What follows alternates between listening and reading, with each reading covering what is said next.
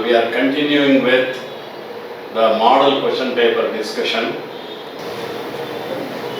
Which of the following exhibit geometrical isomerism?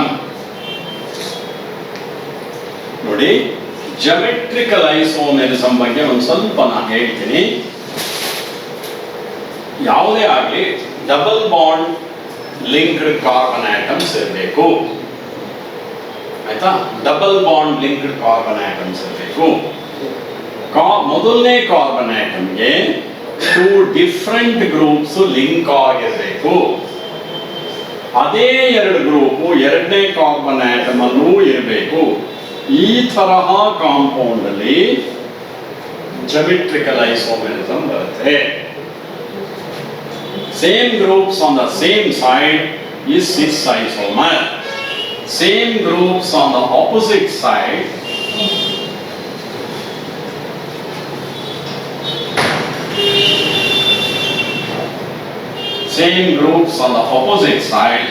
is trans isomer. ಅದಕ್ಕೆ ಇದನ್ನ cis trans isomerism ಅಂತಾನು ಕರೀತಾರೆ. But more commonly it is called geometrical isomerism. ನೋಡಪ್ಪ, ನಿಮ್ಗೆ ಈ ಐಡಿಯಾ ಇದೆ. ಕಾಂಪೌಂಡ್ ಅಲ್ಲಿ ಸಿ ಡಬಲ್ ಬಾಂಡ್ ಸಿ ಇರಬೇಕು. ಪ್ರತಿಯೊಂದು ಕಾರ್ಬನ್ ಆಟಮ್ಗೂ 2 ಡಿಫರೆಂಟ್ ಗ್ರೂಪ್ಸ್ ಸೇರ್ಕೊಂಡಿರಬೇಕು. ಸೇಮ್ ಗ್ರೂಪ್ಸ್ ಪಕ್ಕದ ಕಾರ್ಬನ್ ಆಟಮ್ ಅಲ್ಲೂ ಇರಬೇಕು. ಇಷ್ಟು ಗೊತ್ತಿದ್ರೆ ನೀವು ಆನ್ಸರ್ ಮಾಡಬಹುದು. ಈಗ ನೋಡೋಣ, ಆಪ್ಷನ್ ಎ ನೋಡೋಣ. ಅದರಲ್ಲಿ ರೂಟ್ ವರ್ಡ್ ಯಾವ್ದಪ್ಪ? ಈಥೀನ್. ಈತ್ ಅಂದ್ರೆ 2 ಕಾರ್ಬನ್ ಆಟಮು, ಈನ್ ಅಂದ್ರೆ ಡಬಲ್ ಬಾಂಡ್. ಮೊದಲನೇ ಕಂಡೀಷನ್ ಸ್ಯಾಟಿಸ್ಫೈ ಆಯಿತು. ಈಗ 1,1 ಡೈಕ್ಲೋರೋಈಥೇನ್. 1,1 ಅಂದ್ರೆ 2 ಕ್ಲೋರಿನ್ ಆಟಮು ಕೂಡ ಸೇಮ್ ಕಾರ್ಬನ್ ಆಟಮ್ ಅಲ್ಲಿ ಇಟ್ಬಿಟ್ಟಿದೆ.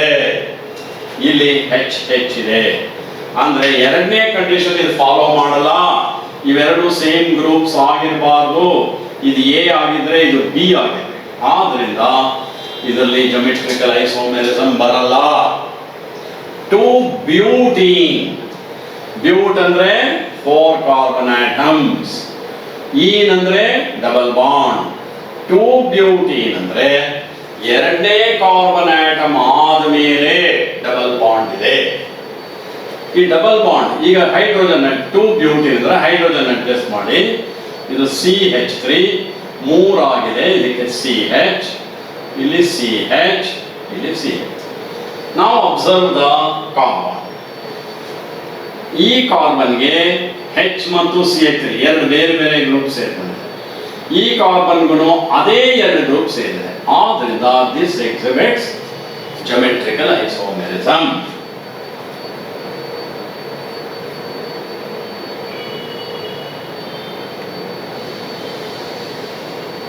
ಇದು cis ಐಸೋಮರ್.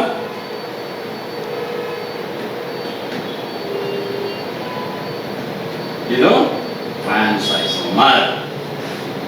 ಗೊತ್ತಾಯ್ತಾ? ಹೇಗೆ ಮತ್ತೆ ಹೇಳಿದೆ ನಾನು? 2 ಕಾರ್ಬನ್ ಆಟಮ್ ಡಬಲ್ ಬಾಂಡ್. ಈ ಕಾರ್ಬನ್ ಆಟಮ್ಗೆ 2 ಡಿಫರೆಂಟ್ ಗ್ರೂಪ್ಸ್, ಈ ಕಾರ್ಬನ್ಗೆ ಸೇಮ್ 2 ಗ್ರೂಪ್ಸ್. ಆದ್ರಿಂದ ದಿಸ್ ದ ಆನ್ಸರ್. ಸುಮ್ಮನೆ ವೆರಿಫೈ ಮಾಡೋದಕ್ಕೋಸ್ಕರ ನೆಕ್ಸ್ಟ್ ಆಪ್ಷನ್ ಟ್ರೈ ಮಾಡೋಣ. ನಮಗೆ ಕರೆಕ್ಟ್ ಆಪ್ಷನ್ ಸಿಕ್ಬಿಟ್ಟಿದೆ. Correct option is B. ಈಗ ಮೂರನೇ ಸಿ ಆಪ್ಷನ್ ಸುಮ್ಮನೆ ಟ್ರೈ ಮಾಡ್ತೀನಿ.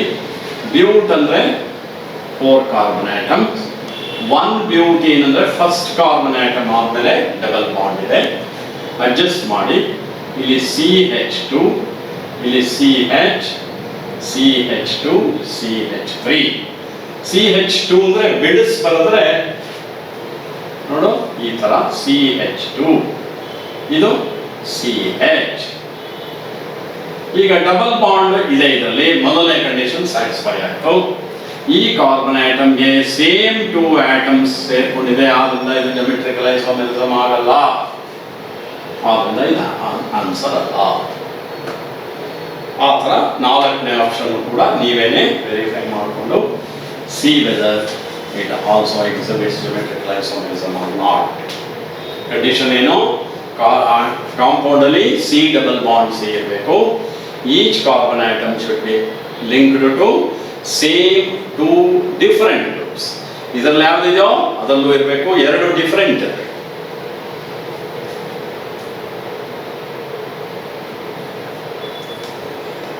ನೆಕ್ಸ್ಟ್ ಕ್ವಶನ್, ಇದೊಂದು ಸ್ವಲ್ಪ ಈಸಿ ಕ್ವಶನ್ ಇದೆ, ನೀವೇ ಥಿಂಕ್ ಮಾಡಬೇಕು.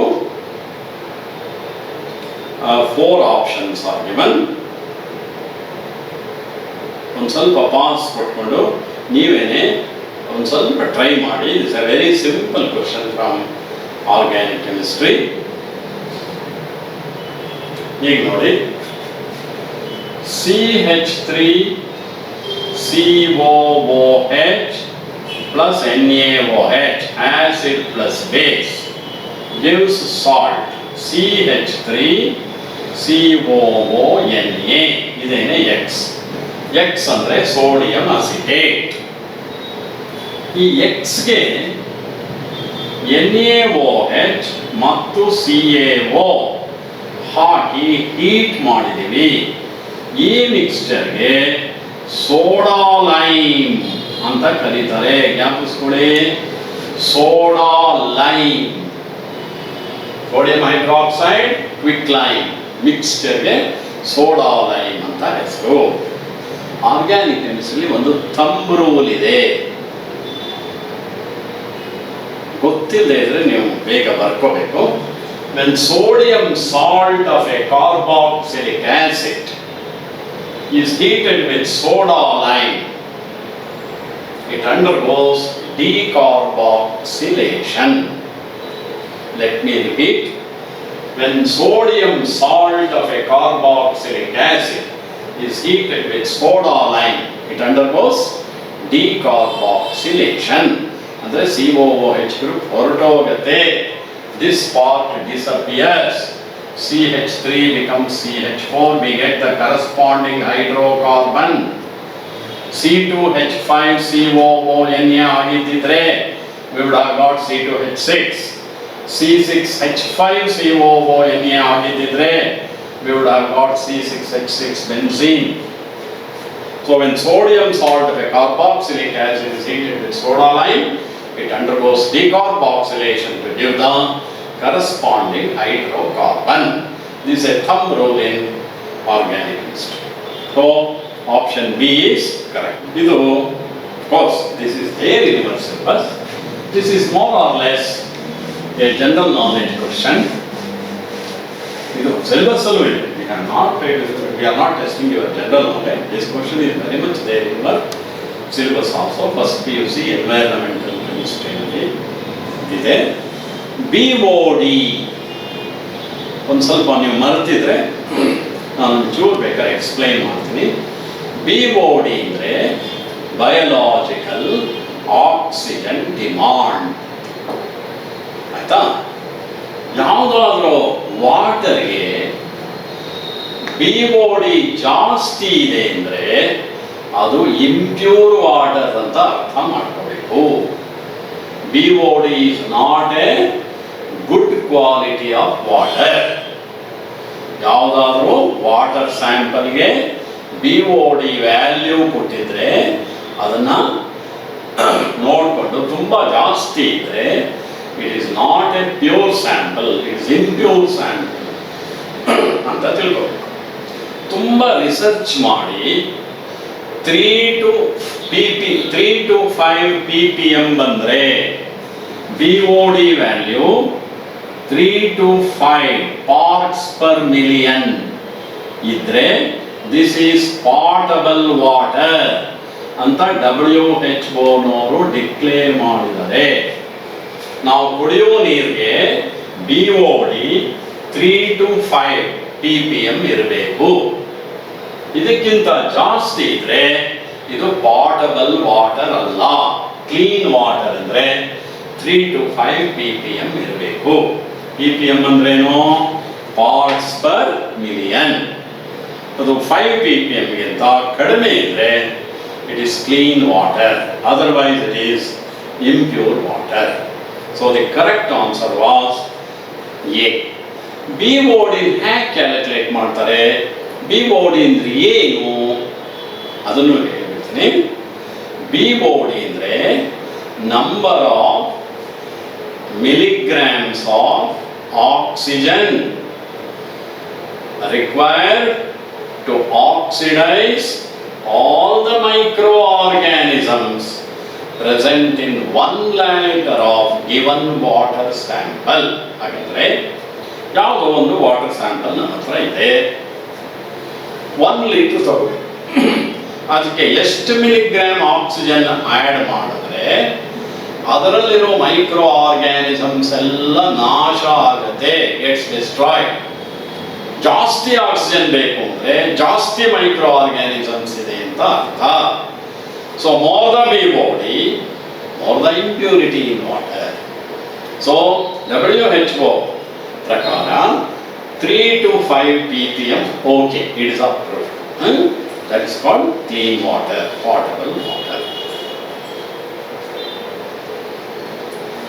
Yes. ಇದೊಂದು ಸ್ವಲ್ಪ ನೀವು ಕ್ಲಾಸಲ್ಲಿ ಮೋಸ್ಟ್ ಆಫ್ ದಿ ಸ್ಟೂಡೆಂಟ್ಸ್ ಸರಿಯಾಗಿ ಅರ್ಥ ಮಾಡ್ಕೊಂಡಿರಲ್ಲ, ಆದರೂ ನೀವು ಯೋಚನೆ ಮಾಡಿ ಓದ್ಕೊಳ್ಳಿ. ಅಟ್ CMC ಅಂದರೆ ಗೊತ್ತಿದೆ ಅಲ್ವಾ, critical micelle concentration. Critical micelle concentration, micelle MISCELLE, micelle concentration. ನೋಡಿ, ಇದು ಮೋಸ್ಟ್ಲಿ ನಿಮಗೆ ಅಷ್ಟೊಂದು ಸೀರಿಯಸ್ ಆಗಿ ಕ್ಲಾಸಲ್ಲಿ ನೀವು ಕೇಳಿರಲ್ಲ, ಆದ್ದರಿಂದ ನಾನು ಒಂದು ಸ್ವಲ್ಪ ಇದನ್ನು ಎಕ್ಸ್ಪ್ಲೈನ್ ಮಾಡ್ತೀನಿ. ಕೆಲವು ಕಲಾಯ್ಡ್ಸ್ ಇದೆ, ಅದಕ್ಕೆ ನಾವು ಅಸೋಸಿಯೇಟೆಡ್ ಕಲಾಯ್ಡ್ಸ್ ಅಂತ ಕರಿತೀವಿ. ಅಸೋಸಿಯೇಟೆಡ್ ಕಲಾಯ್ಡ್ಸ್. ಅಸೋಸಿಯೇಟೆಡ್ ಕಲಾಯ್ಡ್ಸಿನ ವಿಶೇಷತೆ ಏನು ಅಂದರೆ, the special characteristic of associated colloid is the colloid contains a strong electrolyte as the dispersed phase. Associated colloid ಅಲ್ಲಿ ಇರತಕ್ಕಂಥ dispersed phase ಇದೆಯಲ್ಲ, ಅದು ಸ್ಟ್ರಾಂಗ್ ಎಲೆಕ್ಟ್ರೋಲೈಟ್ ಆಗಿರುತ್ತೆ. ಈ ಸ್ಟ್ರಾಂಗ್ ಎಲೆಕ್ಟ್ರೋಲೈಟು ಲೋಯರ್ ಕಾನ್ಸಂಟ್ರೇಷನ್ ಅದರದ್ದು ಸಲ್ಯೂಷನ್ ಅಲ್ಲಿ ಕಡಿಮೆ ಇದ್ರೆ it will be a true solution and not a colloid. Confuse ಮಾಡ್ಕೋಬೇಡಿ. ಈ ಕಲಾಯ್ಡ್ ನಾನು ಹೇಳ್ತಾ ಇರೋ ಅಸೋಸಿಯೇಟೆಡ್ ಕಲಾಯ್ಡ್ ಅಲ್ಲಿ ಡಿಸ್ಪರ್ಸ್ಡ್ ಫೇಸು ಸ್ಟ್ರಾಂಗ್ ಎಲೆಕ್ಟ್ರೋಲೈಟ್ ಆಗಿರುತ್ತೆ, NaCl, KCl ಆ ತರಹ.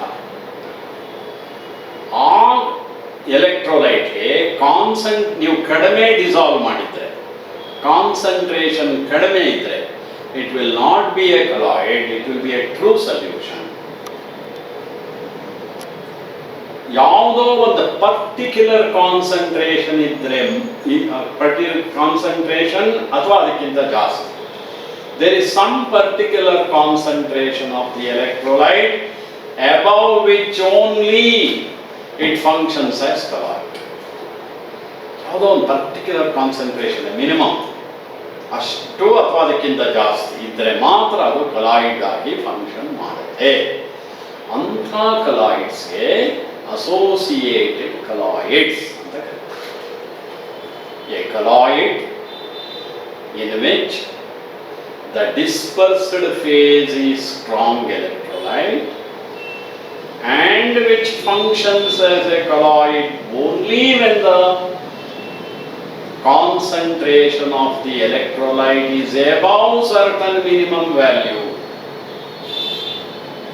then it is called associated colloid. Soap solution is a good example for associated colloid. ಸಾಮಾನ್ಯವಾಗಿ ನಾವು ಉಪಯೋಗಿಸ್ತಕ್ಕಂಥ ಸೋಪ್ಸ್ಗೆ ಅದು ಕಲಾಯ್ಡ್ ಆಗಬೇಕಾದ್ರೆ 0.001 molar, 1 into 10⁻³ molar minimum concentration ಅಷ್ಟಿರಲೇಬೇಕು. 1 into 10 to the power of minus 3 molar concentration ಇರಲೇಬೇಕು. Soap solution is a very common example of an associated colloid. ಅದರ CMC ಸುಮಾರು 1 into 10 to the power of minus 3 molar. ಅಂದರೆ minimum ಇಷ್ಟು ಕಾನ್ಸಂಟ್ರೇಷನ್ನು ಅಥವಾ ಇದಕ್ಕಿಂತ ಜಾಸ್ತಿ ಇದ್ರೆ it will function as an associated colloid. ಬಟ್ಟೆಯಲ್ಲಿರ್ತಕ್ಕಂಥ ಕೊಳೆನ ತೆಗೆಯುತ್ತೆ. ನಾವು ಸ್ವಲ್ಪ ಬುದ್ಧಿವಂತಿಕೆ ಉಪಯೋಗಿಸಿ ಸ್ವಲ್ಪ ಸೋಪ್ ಕಡಿಮೆ ಖರ್ಚಾಗಲಿ ಅಂತ ಕಾನ್ಸಂಟ್ರೇಷನ್ ಕಡಿಮೆ ಮಾಡಿದ್ರೆ ಸೋಪ್ ವಿಲ್ ನಾಟ್ ಫಂಕ್ಷನ್. ಸುಮ್ಮನೆ ಬಟ್ಟೆ ಏನಿರುತ್ತೆ ನೊರೆ ಬರುತ್ತೆ ಅಷ್ಟೆ, ಕೊಳೆ ಹೋಗಲ್ಲ. ಕೊಳೆ ಹೋಗ್ಬೇಕಾದ್ರೆ minimum concentration 10 to the power of minus 3 molar ಇರಬೇಕು ಅಲ್ವಾ.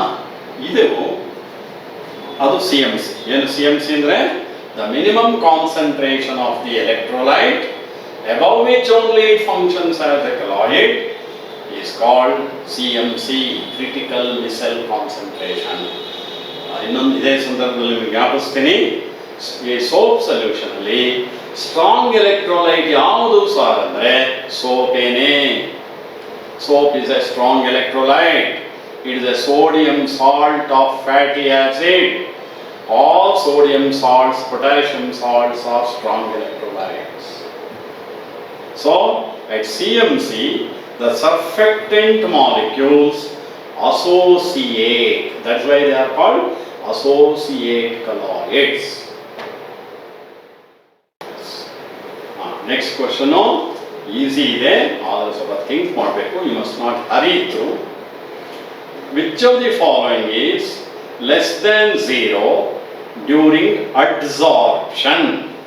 Delta G, delta S, delta H, all the above. ನೋಡಿ, ಅಡ್ಸಾರ್ಪ್ಷನ್ ಅಂದ್ರೆ ಏನು ಅಂತ ಫಸ್ಟ್ ಹೇಳಿ. Most of you will be knowing accumulation of the molecules of a gas or a liquid over the surface of a solid is called adsorption. ಏನು adsorption ಅಂದ್ರೆ accumulation, collection of the molecules of a gas or a liquid over the surface of a solid is called adsorption. Remember, the adsorbate molecules sit only on the surface. They don't enter the interior. Adsorption is a surface phenomenon. ಗೊತ್ತಾಯ್ತಾ? ಈಗ ಈ solid ಇದೆಯಲ್ಲ, ಸಾಮಾನ್ಯವಾಗಿ solid ಮೇಲೆ almost all solids they have got unsatisfied valence forces.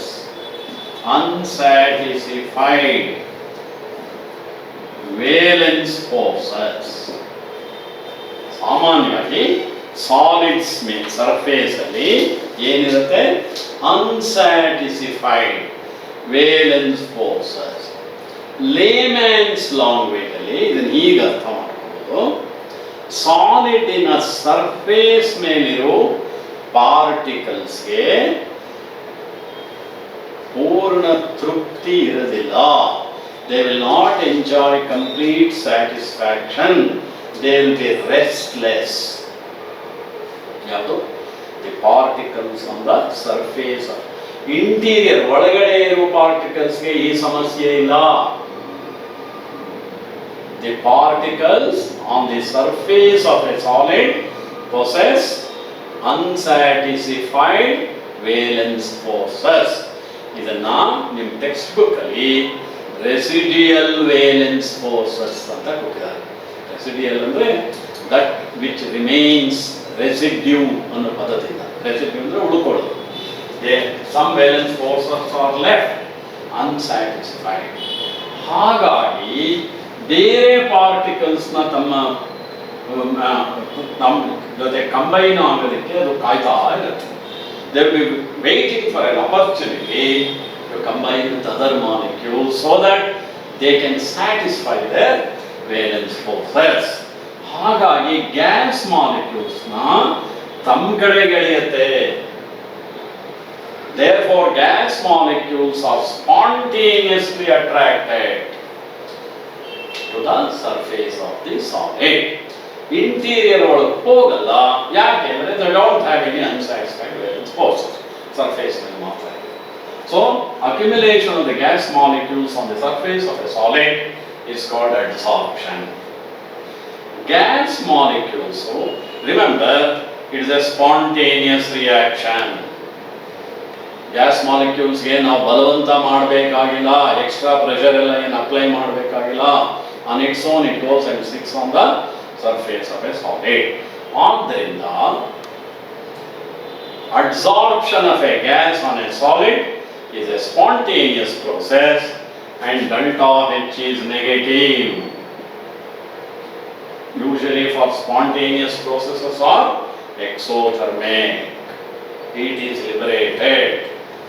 Adsorption of a gas on a solid is an exothermic reaction. Heat is liberated. ಆದ್ದರಿಂದ delta H will be negative. Which of the following is less than 0 during adsorption ಅಂತ ಕೇಳಿದರೆ delta H negative. ಕರೆಕ್ಟಾ? delta S ಕಡೆ ನೋಡಿ. delta S ಅಂದ್ರೆ ಏನು? Change in the entropy. Entropy ಅಂದ್ರೆ freedom. Gas ಮಾಲಿಕ್ಯೂಲ್ಸ್ಗೆ solid ಮೇಲೆ ಹೋಗಿ ಕೂತ್ಕೊಳ್ಳೋದಕ್ಕೆ ಮುಂಚೆ ಫ್ರೀಡಮ್ ಜಾಸ್ತಿ ಇತ್ತಾ ಅಥವಾ ಸಾಲಿಡ್ ಸರ್ಫೇಸ್ ಮೇಲೆ ಹೋಗಿ ಕೂತ್ಕೊಂಡ ಮೇಲೆ ಫ್ರೀಡಮ್ ಜಾಸ್ತಿ ಆಯ್ತಾ? ಯೋಚನೆ ಮಾಡಿ. Do gas molecules enjoy more freedom when they are away from the solid, or do they enjoy more freedom when they get adsorbed to the surface of the solid? You think over. ಈಗ solid ಇಂದ ದೂರ ಇದ್ದಾಗ gas molecules are free to move in all possible directions ಅಲ್ವಾ? They enjoy more freedom. Solid ಮೇಲೆ ಹೋಗಿ ಅಂಟ್ಕೊಂಡ್ಬಿಟ್ರೆ their mobility is restricted. They can't move. Gas, solid solid will not leave them easily. So their freedom gets reduced. Entropy gets reduced. Freedom is scientific equivalent to entropy. Entropy gets reduced. That means there is a decrease in entropy. Therefore, delta S is also negative during adsorption. Since adsorption is a spontaneous process, delta G is also negative. ಇದನ್ನು thermodynamics ಅಲ್ಲಿ ಹೇಳಿರ್ತೀವಿ. So, ನಮ್ಮ Gibbs equation ಅಲ್ಲಿ except temperature is always positive. There is no negative in temperature. Delta G is negative, delta H is negative, delta S is negative. All the above are negative. ನಾನೆಲ್ಲ explain ಮಾಡಿದ್ದೀನಿ. Spontaneous process ಆಗಿರೋದ್ರಿಂದ delta G is negative. Unless delta G is negative, the process can never be spontaneous. ಆಮೇಲೆ delta H ಸಾಮಾನ್ಯವಾಗಿ negative ಆಗಿರುತ್ತೆ spontaneous reaction ಅಲ್ಲಿ. ಸಾಮಾನ್ಯವಾಗಿ delta S positive ಇರುತ್ತೆ spontaneous reaction ಅಲ್ಲಿ. ಆದರೆ ಇಲ್ಲಿ ಈ ಅಬ್ಸಾರ್ಪ್ಷನ್ ಅಲ್ಲಿ ಡೆಲ್ಟಾ ಎಸ್ ನೆಗೆಟಿವ್ ಇರುತ್ತೆ. I have explain Y. The freedom of the gas molecules gets reduced when they get absorbed to the surface of a solid. So all the above under option D was correct here. Next question should be easy for you. We have taken from inorganic chemistry. Van Orkel method of purification of metals involves converting the metal to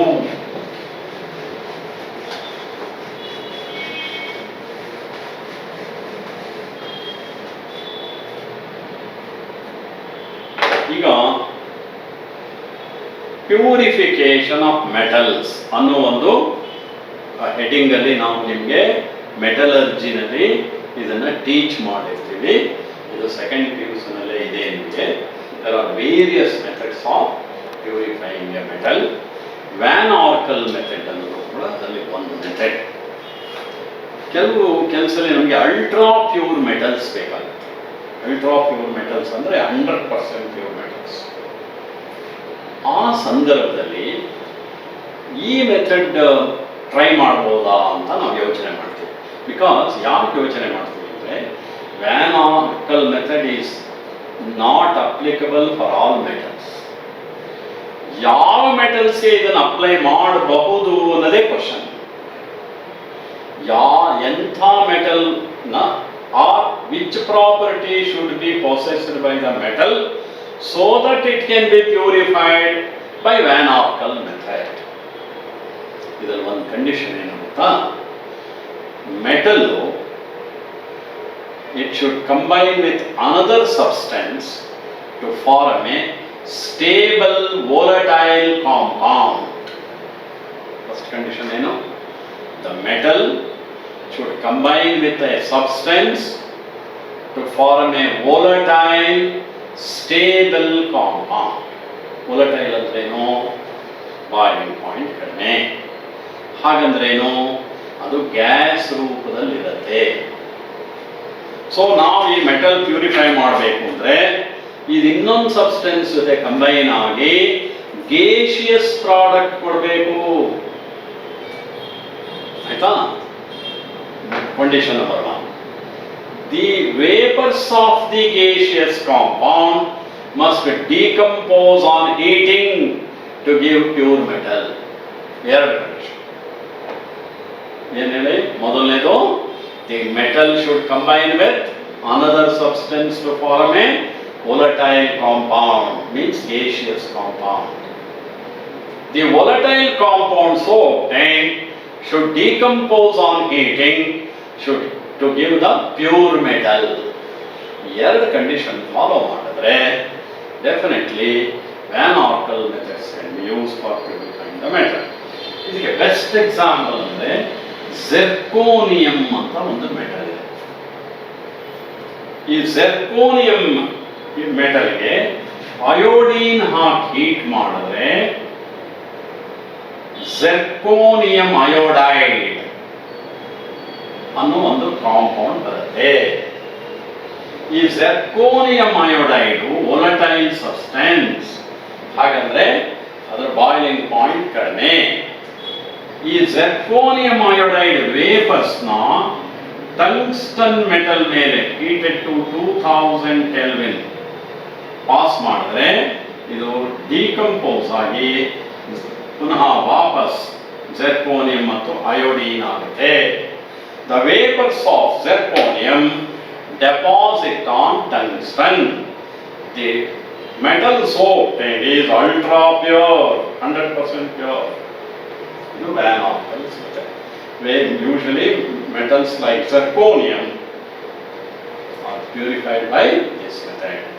So, ಎರಡು condition ಇದೆ. ಒಂದೇನು, the metal should combine with another substance to form a stable volatile compound. The volatile compound on heating must decompose to give the pure metal. ಇಲ್ಲಿ ಏನು ಕೇಳಿದ್ವಿ ನಾವು?